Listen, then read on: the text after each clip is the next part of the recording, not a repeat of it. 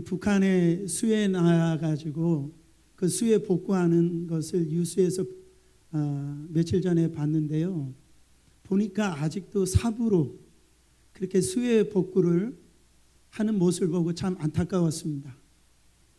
우리나라라든지 이렇게 잘 사는 나라를 보면은 수해가 났을 때 이렇게 포크레인이라든지 기계를 사용해 가지고 그 수해 복구하는 걸 볼 수가 있습니다.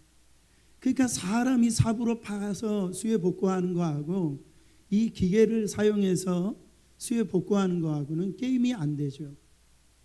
여러분, 사람의 힘보다 이 기계의 힘이 더 센 거를 볼 수가 있습니다.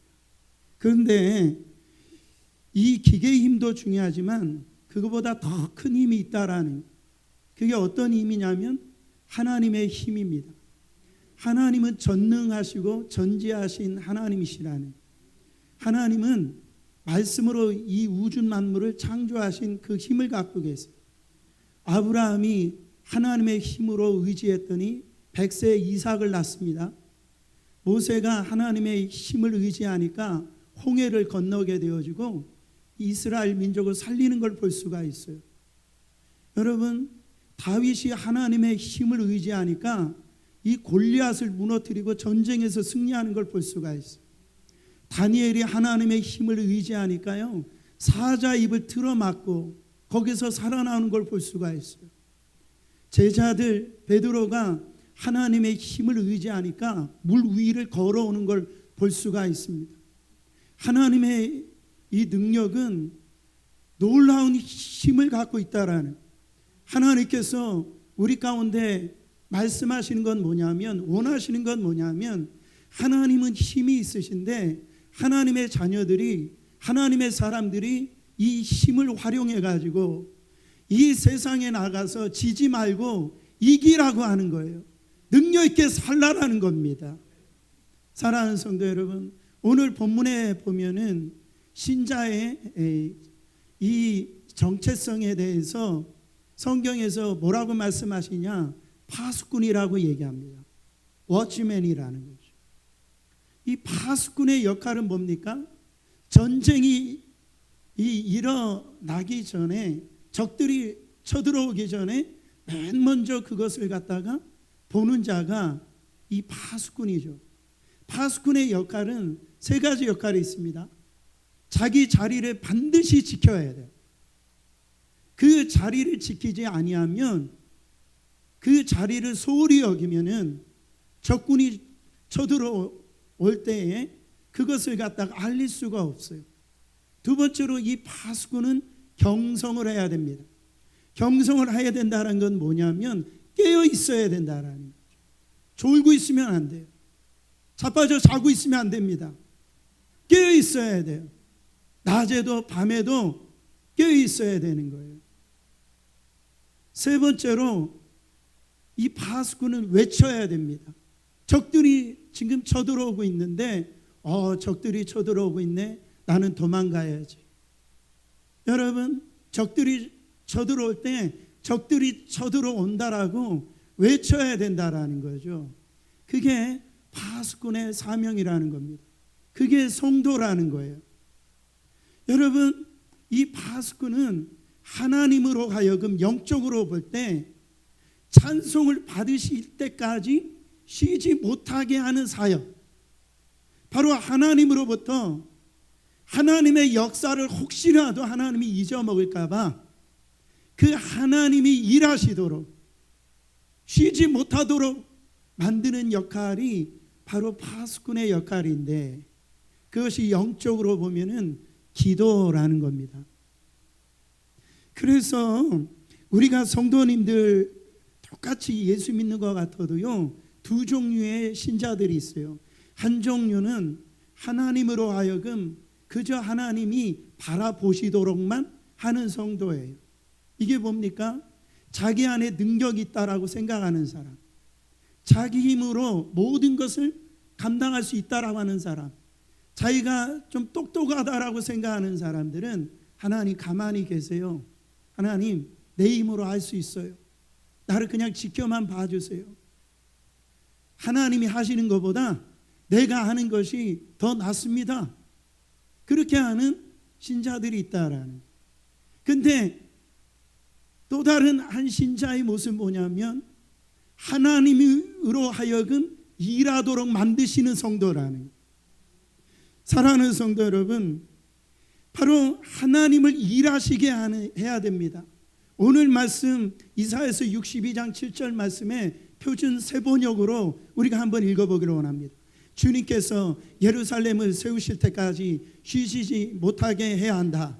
또 예루살렘이 세상에서 찬송을 받게 하시기까지 주님께서 쉬시지 못하게 해야 한다. 여러분, 이게 놀라운 말씀하십니다. 하나님께서 예루살렘을 세워주셨는데, 예루살렘이라고 하는 것은 오늘날로 말로 표현하면 교회입니다.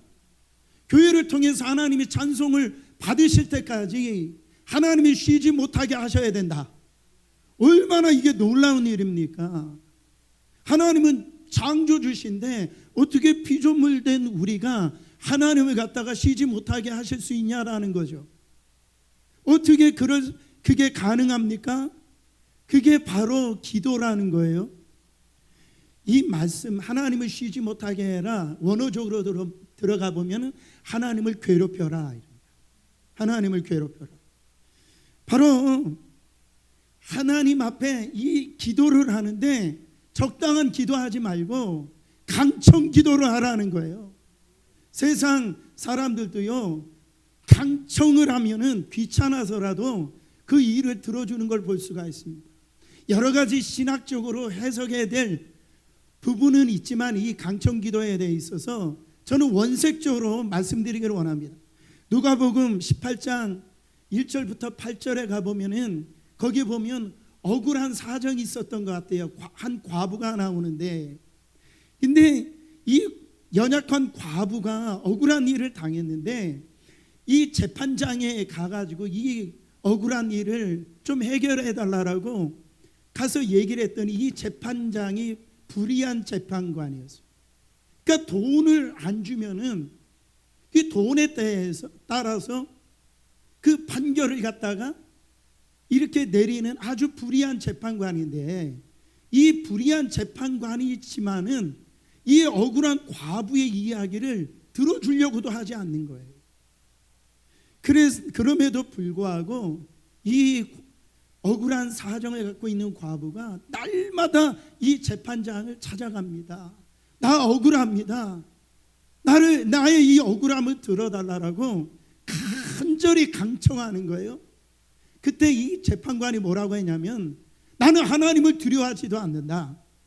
그리고 이 사람을 나는 무시하고 그렇게 살고 있지만 이처럼 강청하는 이 과부의 소원만큼은 들어줘야 돼요.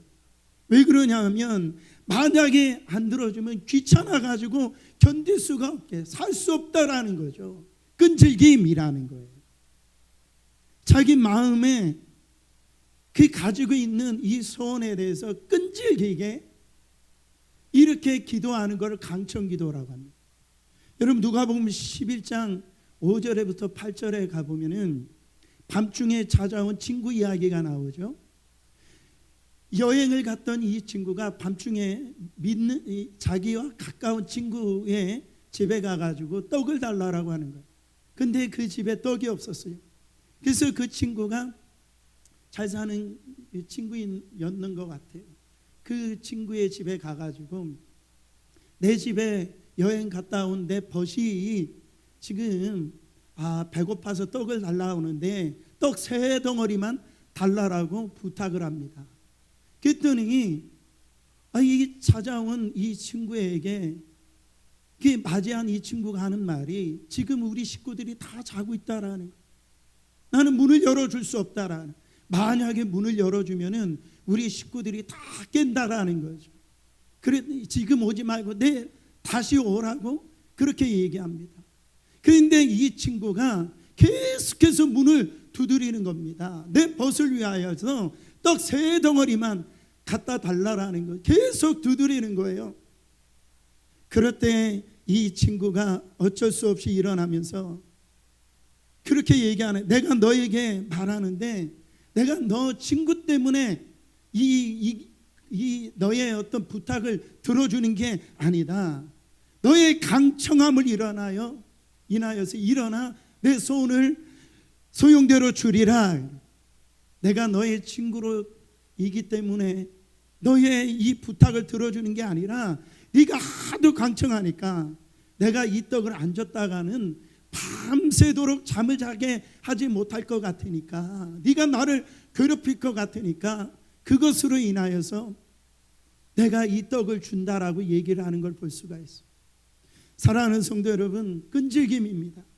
어떤 전도사님이 교회를 개척하고서 첫 부흥회를 여는데 그 당시에 가장 유명한 그 부흥 강사를 초대하고 싶었어요. 그래서 편지로 우리 교회는 개척한 교회입니다. 우리 교회에 와서 부흥회를 열어달라고 서신을 보내고 또 전화를 합니다. 그런데 이 부흥 강사님이 허락을 안 하는 거예요. 이 핑계 저 핑계 대고선 갈 수 없다라고 얘기합니다.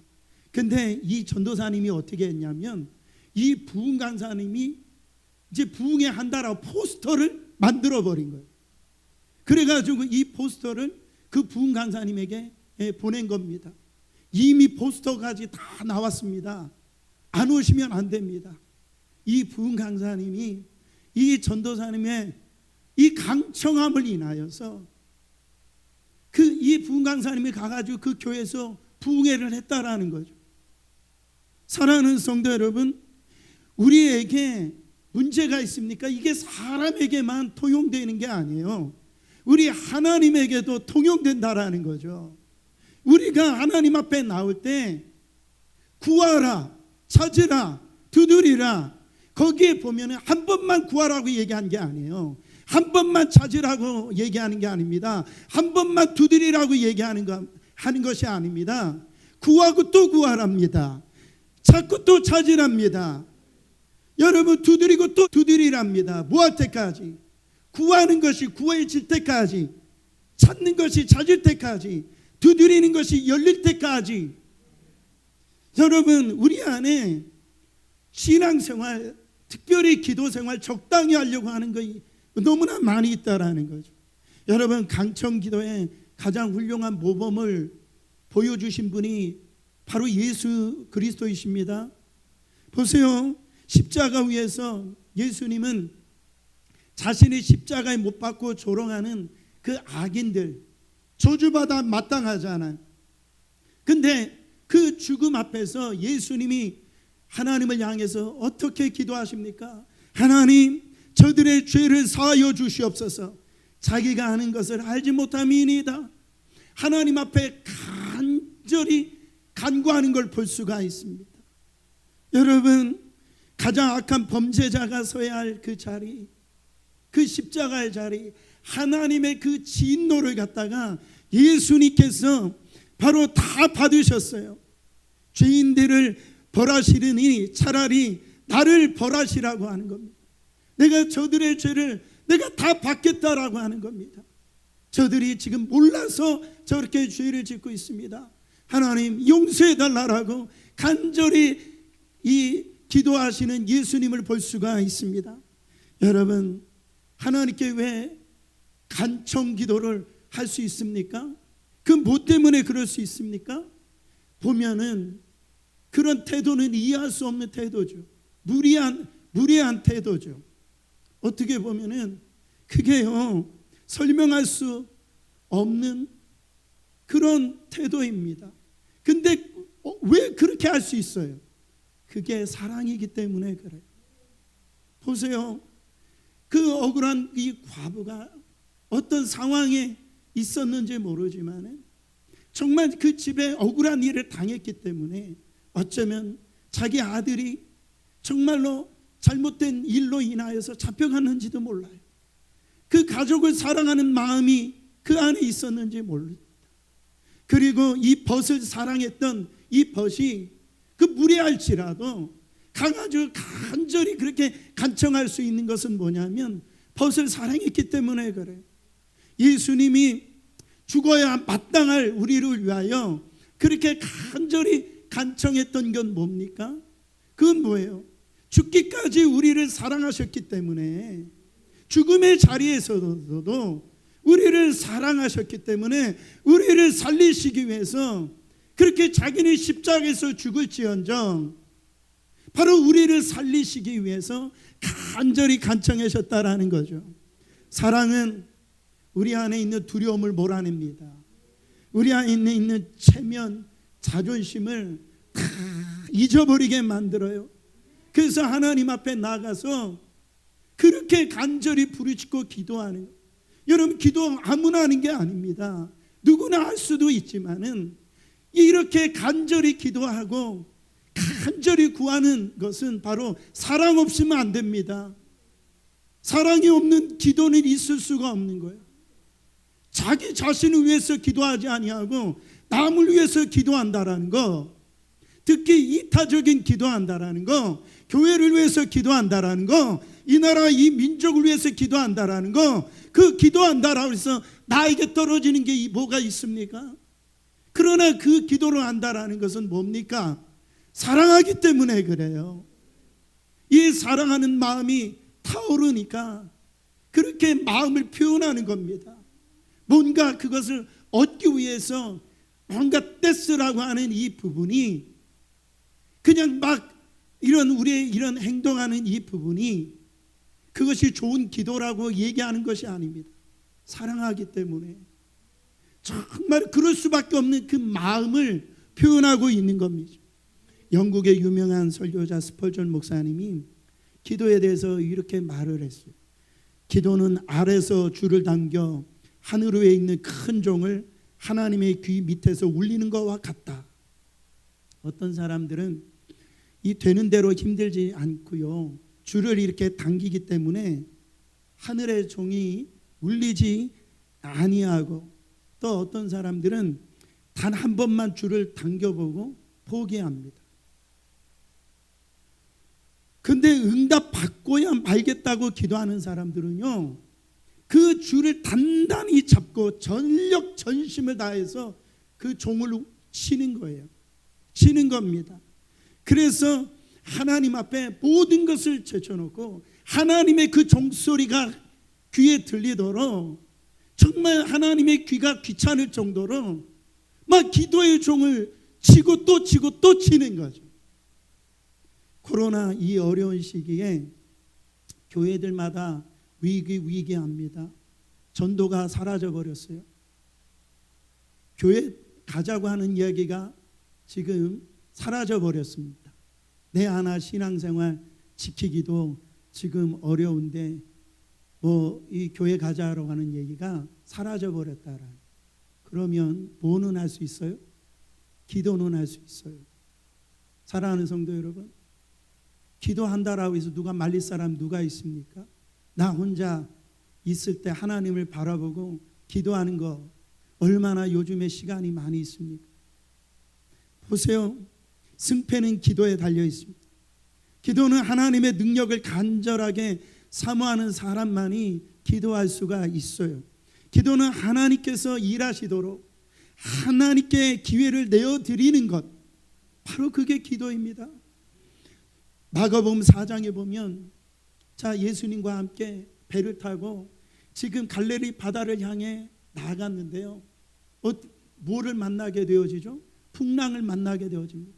근데 예수님은 어떻게 된 일인지 풍랑 가운데서 춤을 추고 계시는 거예요. 이 제자들이 어부들이었기 때문에 대부분 자기들의 경험으로, 자기가 하고 있는 지식으로 이 풍랑에서 배를 건져보려고 그들이 애를 씁니다. 그러나 그들의 노력이나 경험이나 지식으로는 그 풍랑에서 이겨낼 수가 없는 거예요. 이제 다 죽게 되었을 때 그때 예수님이 주무시고 계시는 것을 보고 이들이 그 예수님을 향해서 간절히 간청을 합니다. 주여, 우리가 죽겠나이다. 우리가 죽게 되었던 것을 보아달라고 간절히 우리를 살려달라고 기도를 간청을 하는 걸 볼 수가 있습니다. 그때 예수님께서 깨어서 일어나셔서 바람아 파도야 잠잠할지어다. 그랬더니 바람과 파도가 고요하게 잠잠해지는 역사가 일어나서 그들이 살아나는 것을 볼 수가 있습니다. 예수님께서 일을 하시게 되어진 것입니다. 사랑하는 성도 여러분, 정말 풍랑을 만났습니까? 내 힘으로 어찌할 수 없는 그 어려움을 당하고 계십니까? 사랑하는 성도 여러분, 포기하지 말고 낙심하지 말고 하나님이 쉬지 못하시도록, 하나님이 주무시지 못하도록 깨워야 되는 거예요. 계속해서 종을 쳐야 됩니다. 이처럼 기도는 하나님으로 하여금 쉬지 못하도록 하는 그 방법이라는 거죠. 하나님이 역사하시도록 기회를 내어드리는 것이 바로 기도하라는 거죠. 내가 할 수 있는 일은 바로 내가 했다라고 그렇게 생각할 수 있습니다. 그러나 내가 할 수 없는 일을 우리가 기도를 하면은 하나님께서 행하셨구나.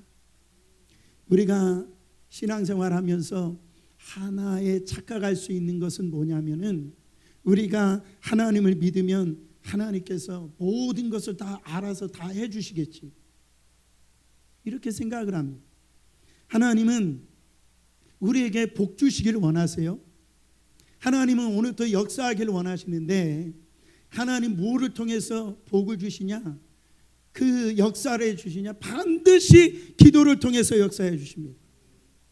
오늘 말씀에 이사야 선지자와 또 이 에스겔 선지자 같은 시대에 활동을 했는데요, 그 이스라엘 백성들이 바벨론 포로로 잡혀가지고선 성전이 다 회파되어지고 다 포로로 잡혀가서 이제 나라 자체가 완전히 망했습니다. 근데 오늘 말씀에 이제부터 시작되어진 말씀이 뭐냐면, 내가 너희들을 위해서 이제 다 회복시키겠다라는 거예요. 이제 내가 너희들을 위해서 다 역사해 주겠다라는 거예요. 그런데 그것이 하나님의 계획인데요, 하나님께서 에스겔서 36장 37절에 뭐라고 말씀하시냐면, 나 주 여호와가 말하노라, 그래도 이스라엘 족속이 이와 같이 자기들에게 이루어 주시기를 내게 구하여야 할지니라. 이 민족을 회복시키시고 포로에서 이제는 해방시키시는 것이 하나님의 뜻일지인데, 그러나 이스라엘 너희들이 해야 될 일이 뭐냐? 그것을 위해서 구하여야 된다라는 거죠. 여러분, 내가 기도하지 아니하고 그것이 응답이 되어지면은 왜 하나님이 하라고 말씀하시냐면, 내가 기도하지 아니하고 그 역사가 일어나면은 우연이 된 줄 알아요. 그것이 내 힘으로 이게 된 줄 안단 말이죠. 그래서 그게 하나님께 영광이 되질 않습니다. 근데 우리가 기도로 모든 문제가 이루어지면 어떤 일이 생기느냐? 이것이 내 힘으로 이루어진 게 아니구나, 하나님이 역사에서 이루어졌구나. 그래서 하나님 앞에 영광을 올려드리는 그런 신앙생활이 되어진다라는 거죠. 사랑하는 성도 여러분, 하나님은 천지를 창조하시고 하나님의 자녀된 우리를 위해서 다 예비하시고요, 오늘 또 우리에게 필요한 것들 다 공급해 주시기를 기뻐하시는 분이 우리 하나님이십니다. 저는요, 예수님의 그 기도에 대해서 말씀하실 때 얼마나 제가 감동을 받는지 모릅니다.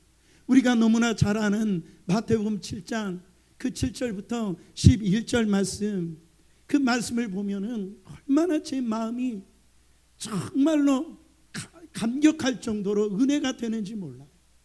뭐라고 말씀하십니까? 구하라 그리하면 너에게 주실 것이요, 찾으라 그리하면 찾아낼 것이요, 문을 두드리라 그리하면 너에게 열릴 것이니, 구하는 이마다 받을 것이요, 찾는 이는 찾아낼 것이요, 두드리는 이에게는 열릴 것이니라. 너희 중에 누가 아들이 떡을 달라 하는데 돌을 주며 생선을 달라 하는데 뱀을 줄 사람이 있겠느냐. 11절, 너희가 악한 자라도 좋은 것으로 자식에게 줄 줄 알거든 하물며 하늘에 계신 너희 아버지께서 구하는 자에게 좋은 것으로 주시지 않겠느냐. 저는 이 11절 말씀이 얼마나 제 안에 감동이 되는지 몰라요. 우리가 이 부모는요, 자식에게 좋은 것을 주길 원합니다. 근데 부모가 자식이 원하는 걸 다 줄 수가 없어요. 근데 우리 하나님 아버지는 모든 것을 공급해 줄 수 있는 하나님이시라는 거예요. 하나님은요, 우리 가운데 정말 필요한 것들을 다 채워줄 수 있는 그 전능하신 아버지시라는 거죠. 우리가 구하는 것보다 훨씬 좋은 것을 더 주실 수 있는 하나님이시라는 거예요. 그래서 저는 새벽마다 그렇게 고백하곤 합니다. 하나님, 내 아버지가 되시니 저는 부족함이 없습니다. 주님이 내 공급자가 되시니 저는 부족함이 없습니다. 이보다 더 좋을 수는 없습니다. 하나님이 나의 공급자가 되어주신다. 이보다 더 좋을 것이 없다라는 거죠. 사랑하는 성도 여러분, 새벽에 하나님 아버지 부르면서 주님은 나의 공급자, 이보다 더 좋을 수는 없다라는 거예요. 여러분 따라합니다. 말만 하지 말고 기도하자. 성도 여러분, 사람들이 세상 살아가면서요, 내가 말한 대로 되어지는 일이 있습니까? 우리가 어떤 분들을 보면은 큰 소리 뻥뻥뻥뻥 칩니다. 그냥 들어보면은요, 대단한 말을 많이 한다라는 거죠. 근데 마귀는요, 여러분 항상 마귀는 우리를 시험합니다. 우리를 넘어뜨리려고 하기 때문에 장담할 수 있는 일이 있습니까? 없어요. 여러분 마귀는 모르십니까? 마귀는요, 무엇이든지 너희 힘으로 하라고 얘기하는 거예요. 너 할 수 있어. 하나님 없이도 너 충분히 감당할 수 있어. 그냥 해봐. 기도는 무슨 기도라고 이렇게 부추긴다라는. 우리가 성령님을 의지 않고 내 뜻대로 행할 때는요, 마귀가 딱 달라붙는 거예요. 그래서 어떤 일을 쉽게 망치는 기도한다라는 거죠. 왜 그렇습니까? 사람들이 뭔가 경험이 부족해서 그렇습니까? 많이 배우지 못해서 그런 거예요? 그렇지가 않다라는 거죠. 그 배웠다라고 하는 그 지식의 문제, 그 경험으로 인하여서 자기가 스스로 장담을 하는 거예요. 나는 하나님 없이도 나는 내가 스스로 할 수 있다라고 생각하는 겁니다.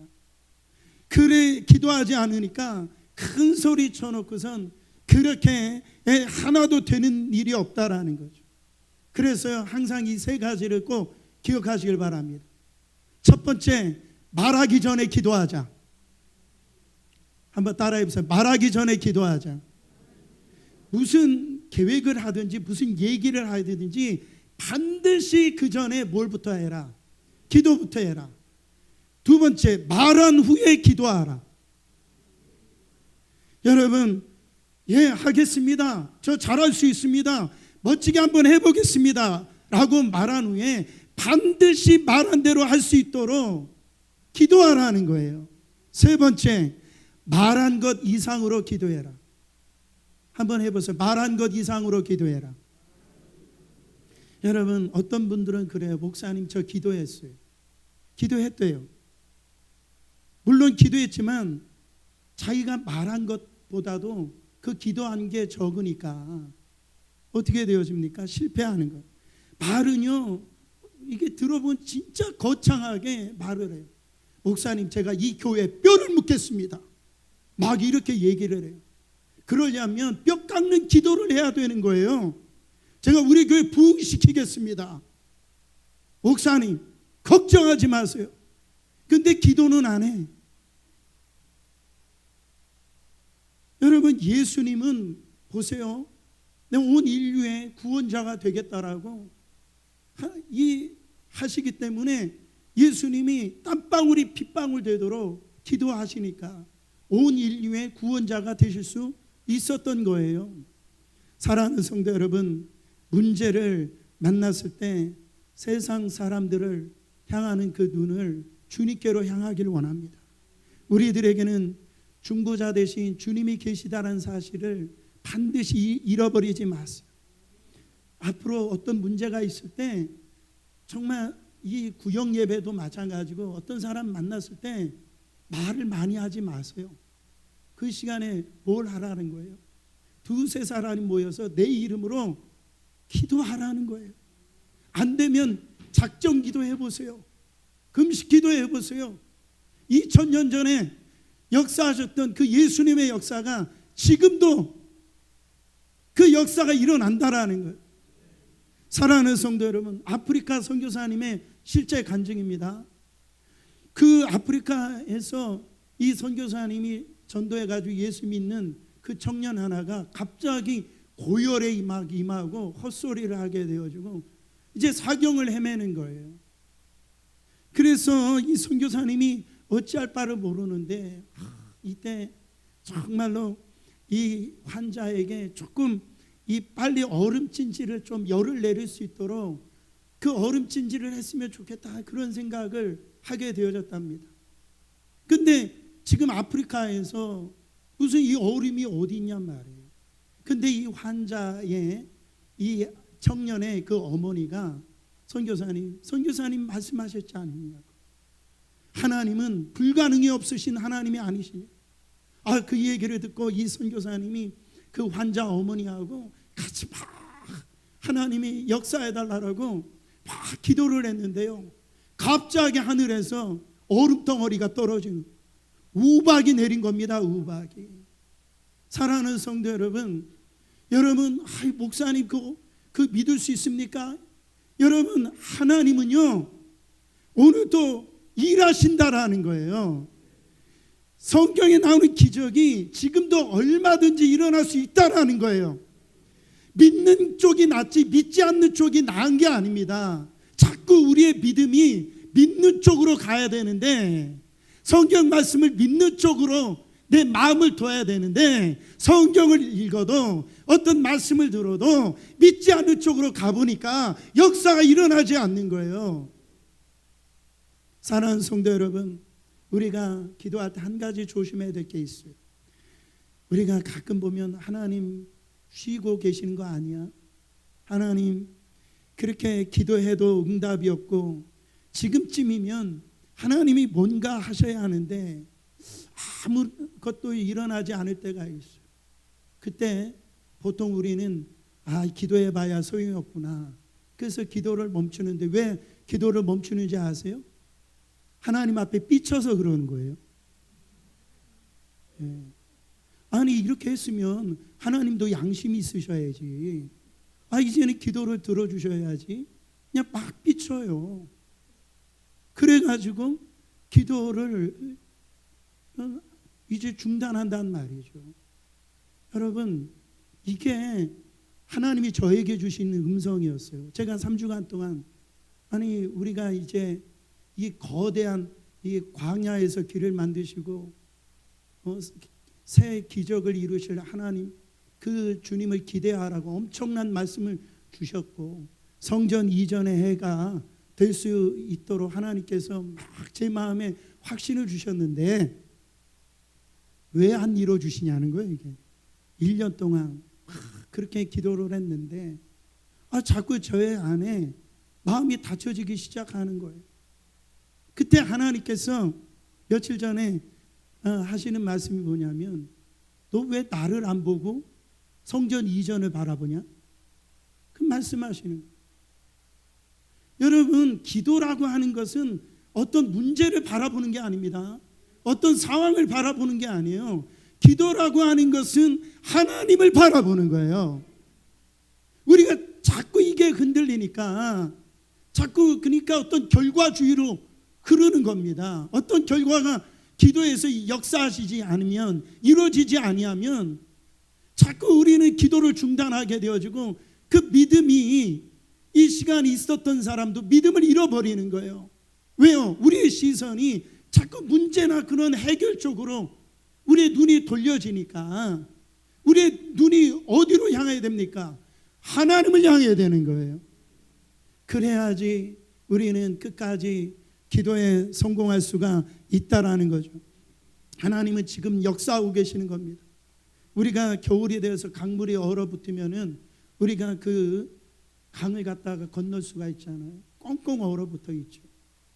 근데요, 그 밑에서는 여전히 물이 흐르고 있다라는, 우리가 잊어서 그렇지요. 우리가 여름날만 되어지면 덥다라고 얼마나 그렇게 우리가 생각을 많이 했습니까? 우리가 여름 되어지면 아마 또 겨울에 추웠던 것을 잃어버렸을 거예요. 우리가 영적으로 보면 하나님께서 정말 혹독한 이 겨울과 같은 그 어려움 속에서 하나님이 응답해 주심으로 말미암아 우리의 기도 응답을 받은 게 너무너무 많다고요. 하나님이 역사하신 것들이 우리가 잊어먹어서 그렇지, 하나님은 지금도 살아 역사하셔서 그 일을 행하시는 것을, 여러분, 우리는 하나님을 바라볼 때 그것이 경험되어진다라는 거죠. 근데 마귀는 자꾸 상황을 보게 만들어요. 자꾸 결과를 바라게 만들어요. 그 하나님이 안 보이죠. 그러니까 이 기도해봐야 소용이 없네, 그 마귀가 기뻐하는 소리를 그렇게 하게 되어진다라는 겁니다. 여러분, 꼭 명심하기를 바랍니다. 우리는 하나님께 초점을 둬야 되는 거예요. 그래서 우리 주님과 함께 이 동역하는 기도의 삶을 살 때 명심해야 될 것은 계속해서 하나님을 바라봐야 됩니다. 그래서 하나님이 독단적으로 그 일을 행하시지 아니하고 우리와 함께 그 일을 이루시는데, 그 요한복음의 이 10장에 가보면은 오늘 말씀처럼 예수님도 똑같은 말씀을 하십니다. 하나님은로 하여금 쉬지 아니하게 하고 일하시게 해라. 아버지가 일하시니 나도 일한다. 그리고 성령님도 일하신다라는.